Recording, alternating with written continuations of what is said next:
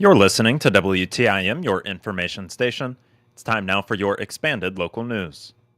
The Taylorville School Board of Education met Tuesday evening, approving bids for bonds and the hiring of a new architectural firm. The board did, however, require an executive session before determining their choice of architect. The session would last roughly 45 minutes. Even after lengthy discussion behind closed doors, the board members present could not decide on a complete body. All board members were present except for Tom Finks. The decision came down to two firms, FGM Architects and Graham and Hyde Architects Incorporated, with Graham and Hyde being approved with a 4-2 vote. Only Ron Miser and Ann Chandler voted no. All right, consideration and approval to select first choice to hire a firm for agricultural architectural services. May I have a motion? Okay. I move that we do FGM Architects. May I have a second? I will second that. Roll call, please. Okay, Mrs. Belcher? No. Mrs. Boucher? No. Mrs. Mickey? No. Mrs. Wemple? No. Dr. Miser? Yes. Mrs. Chandler? Yes. Okay, motion does not carry. We will have a consideration and approval to select first choice to hire a firm for architectural services. We'll go on to, may I have a motion? I have a motion for Okay. Graham and Hyde. All right. Who is it? Graham and Hyde. And a second? We have that? I'll second it. Okay, roll call, please. Mrs. Belcher? Yes. Mrs. Boucher? Yes. Mrs. Mickey? Yes.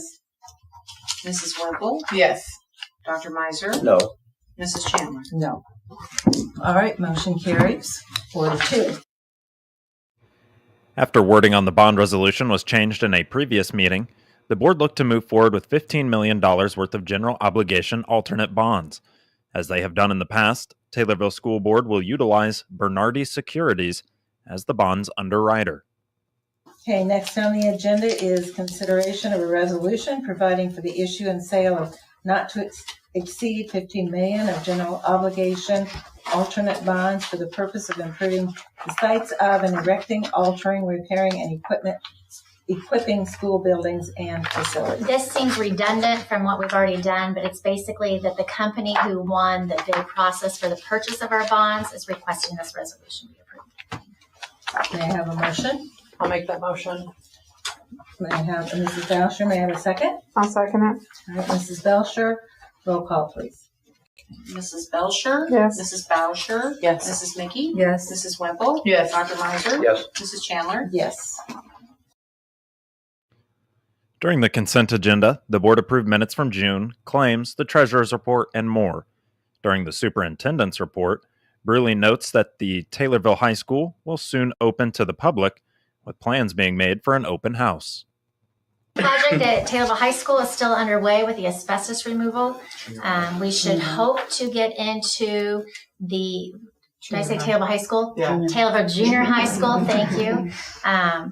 We hope to get in there next week. It originally said July 14th, but looks like sometime next week. So Style has been a trooper. He is a brand new leader, cannot even enter his building, and he's been hanging out here at the unit office with us, trying to learn the ropes this side. So I appreciate your patience. Thank you. In the process of coordinating schedules with our architect for a ribbon cutting ceremony to do the open house at Taylorville High School for our new additions that are going on, kind of like a meet and greet. But we are coordinating. Our architect is out of state right now, coordinating that. And once I hear back of selected dates, get back with you so that way we can have that in the evening. It'll be open to the public.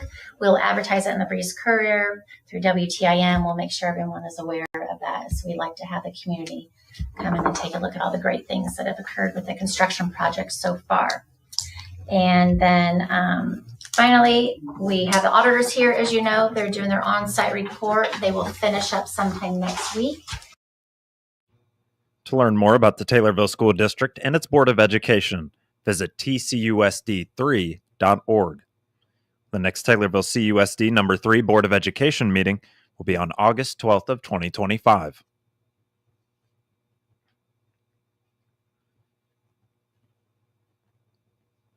The Taylorville Kiwanis Club heard about the Pana Popcorn Festival at their Tuesday noon meeting at the Moose Lodge. Carol Albright and her husband Frank, longtime members of the Pana community, are both members of the Pana Parks Revitalization Committee, started by Bob Smith some 16 years ago. The committee has raised lots of money over the years to refurbish and add to the enjoyment of Kitchell Park, the city's only park. Carol shared that the past fundraising efforts enabled the committee to resurface the park's tennis courts and improve the basketball courts. She then shared that the idea of a popcorn festival came when she and her husband Frank attended a pumpkin festival in Michigan. They brought the idea of a popcorn festival to the park's revitalization committee, and after much discussion and adding involvement from Great Western Products, a popcorn and oils processor that built a multi-million-dollar plant in Pana's industrial park a few years ago, the Popcorn Festival premiered last year. Albright recounted a launch meeting with a representative from Great Western Products began the planning for the first festival.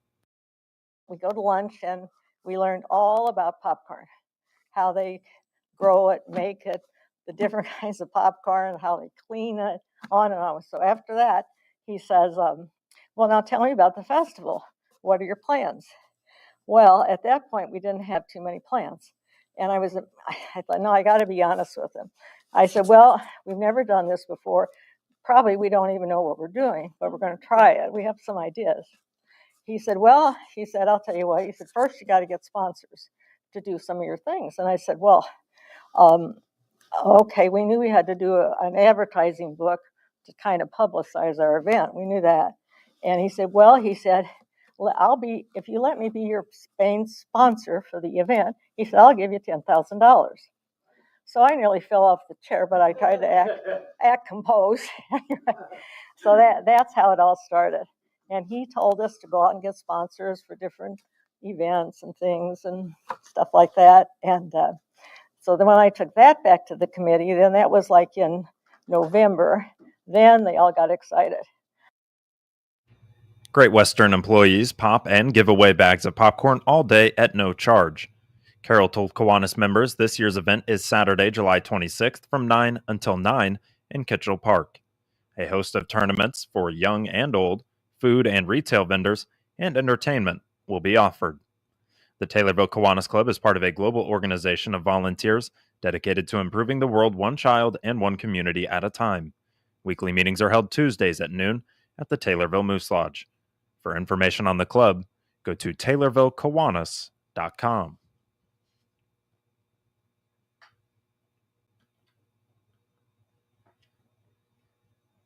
The Taylorville Municipal Band is set to perform its sixth concert of the 2025 season this Wednesday night at the Christian County Historical Society.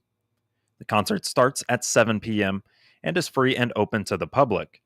As part of their Play the Music Forward campaign, the band continues to highlight alumni of both the Municipal Band and Taylorville High School as guest performers, conductors, and soloists.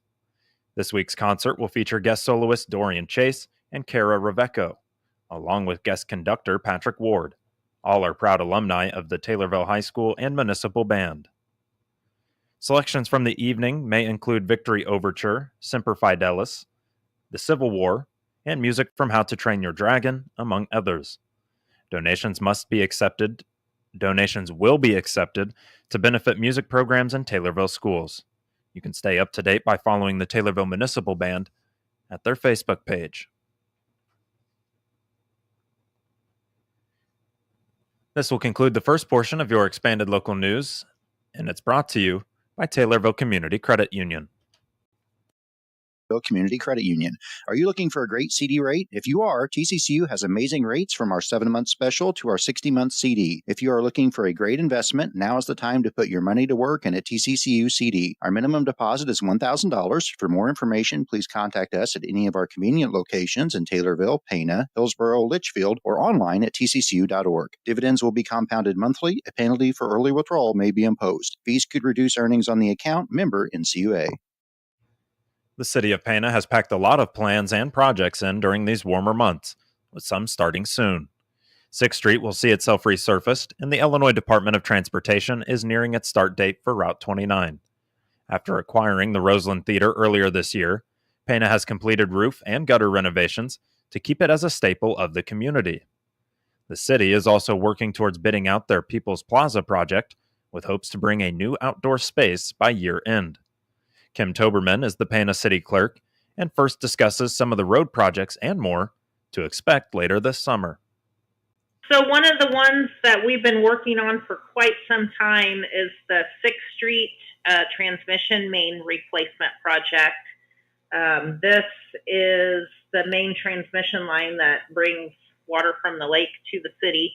It's needed an upgrade for quite a while. I'm sure some of our residents know that we do experience water main breaks along that area, and it is inconvenient for everyone. So that is the big project that we're wanting to get done right away. We are about ready to start construction phase on that.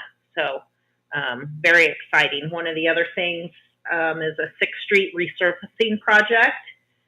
Part of 6th Street going out of town.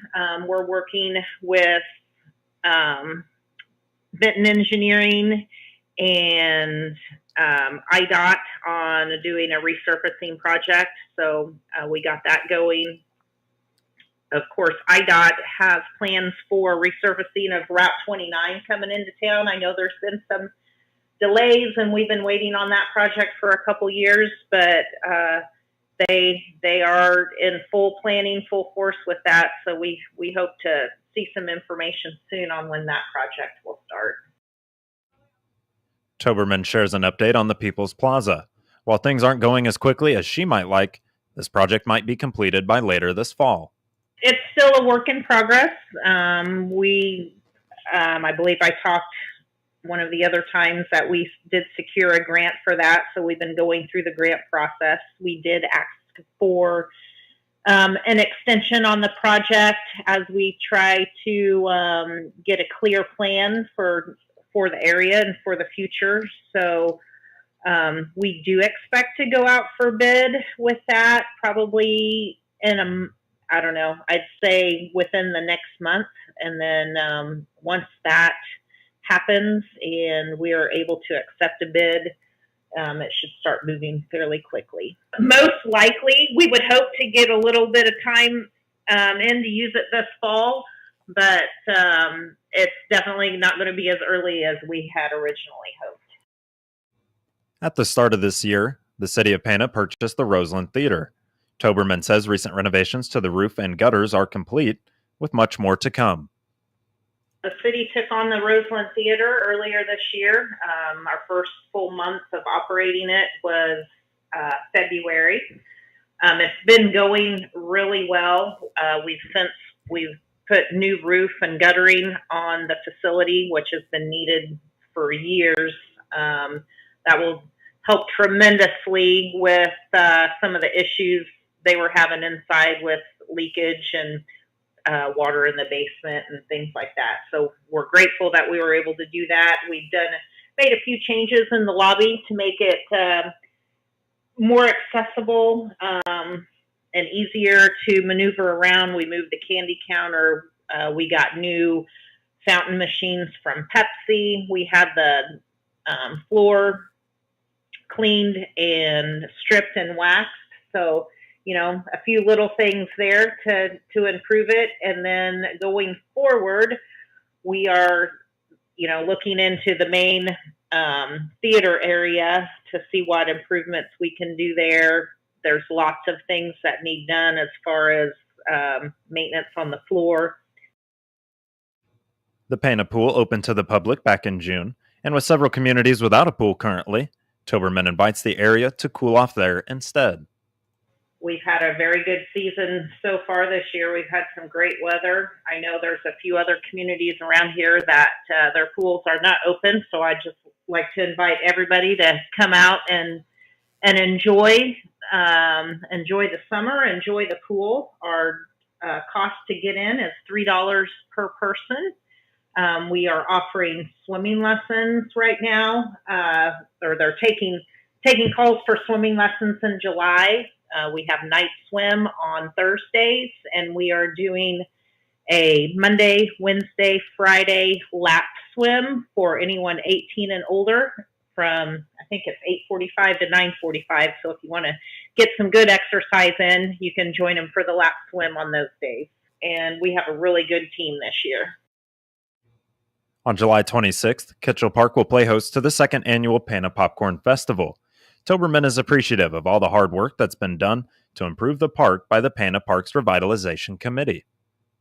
It's a wonderful event that was planned by the Pana Parks Revitalization Committee. We're very appreciative of it. Their funds that they raise, they use to help the city with different projects in the park, upgrades, maintenance. They've helped with, they redid the basketball court this year. That came from some of the funds they raised from the Popcorn Festival last year. They helped with the tennis court and pickleball courts. Those are the main things that they've done. Lighting, we've done lighting around the tennis courts as well. Their efforts are very appreciated, and just that they've pulled this together and it became so big and so popular in such a short amount of time is just amazing. Find out more about the City of Pana by visiting cityofpana.org. Kim Toberman appeared as a guest on the WTIM Pana Morning Show.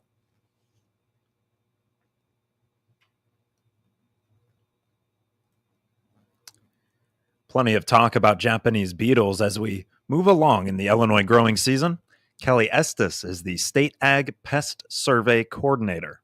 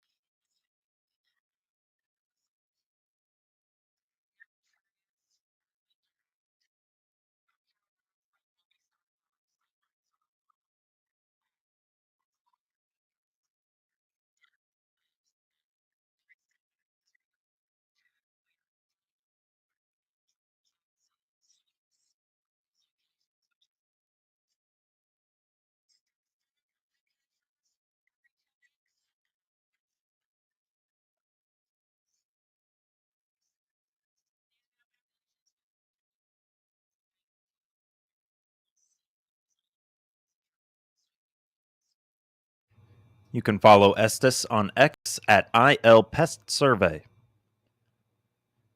This will conclude the second portion of your expanded local news, brought to you by CNB Bank and Trust.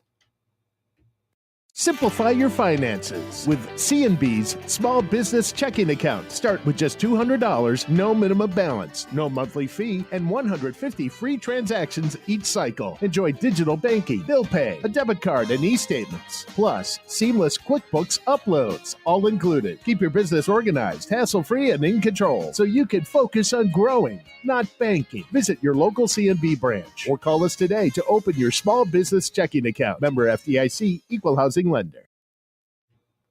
Moving now to obituaries, which can be found at TaylorvilleDailyNews.com and are brought to you by Sutton Memorial Home. This is Chad Sparks. When you lose a loved one, your choice for making final arrangements should be with the compassionate family at Sutton Memorial Homes. They know the death of a loved one is difficult. Austin and Evan at Sutton's and the entire staff have devoted themselves to loving and caring for those in their community in their time of need. You can trust Sutton Memorial Homes to assist your family in making final arrangements that will be a tribute to your loved one. Sutton Memorial Homes, caring is what they do best. 92-year-old Twyla Campbell of Mount Auburn died on July 6th.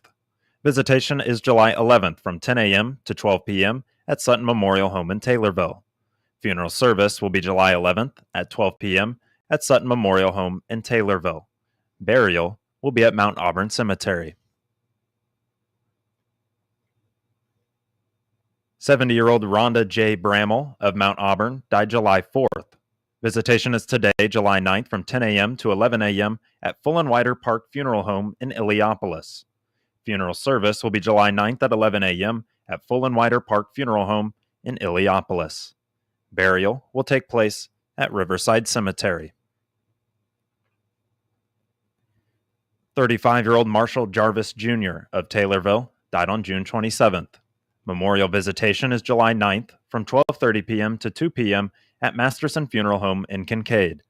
Cremation rights have been accorded, and funeral arrangements are being handled by Masterson Funeral Home in Kincaid. And 94-year-old James Bryan Freeman Jr. of Taylorville died July 3rd. Private graveside service will be held at Camp Butler National Cemetery. Funeral arrangements are being handled by Asali Funeral Home in Taylorville. Get details on these and other local news stories at TaylorvilleDailyNews.com or on WTIM. WTIM is your only local news radio.